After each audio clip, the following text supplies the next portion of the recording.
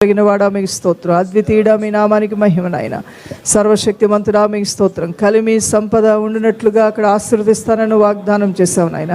ఈరోజు ఉపదేశంలో మేము విన్నట్లుగా నాయన, ఇదిగో సమృద్ధినిచ్చే దేవుడు నీవై ఉన్నావు, క్షేమమునిచ్చే దేవుడు నీవై ఉన్నావు నాయన. కలిమి సంపదలు ఇచ్చేవాడు నీవై ఉన్నావు, చేతి పనుల కష్టాన్ని స్థిరపరచువాడు నీవై ఉన్నావు, ప్రయత్నాల్లో సహాయకుడిగా ఉండే దేవుడు నీవై ఉన్నావు.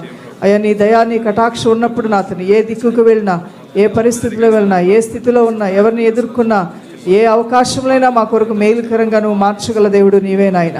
కనికరముతో నా తండ్రి నీ కటాక్షముతో నీ ప్రజలను దర్శించండి. ఆర్థిక విషయాల్లో నీ సహాయం కావాలని వేడుకున్న ప్రతి ఒక్కరికి మేలు దయచేయమని అడుగుతున్నాను. నీ సర్వ సమృద్ధిలోంచి, నీ సకల సౌఖ్యములో నుండి నీ ప్రజల్ని మెండార్లుగా దీవించండి ఆయన.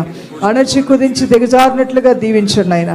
ఆకాశం అనే నీ మంచి ధన్నిధులు తెరవండి ఆయన. నీ యొక్క శ్రేష్టమైన గుప్పిలి తెరవమని, అద్భుతాలు చేయమని అడుగుతున్నాను. శుభకార్యములు జరిగించమని అడుగుతున్నాను. కట్టబడిన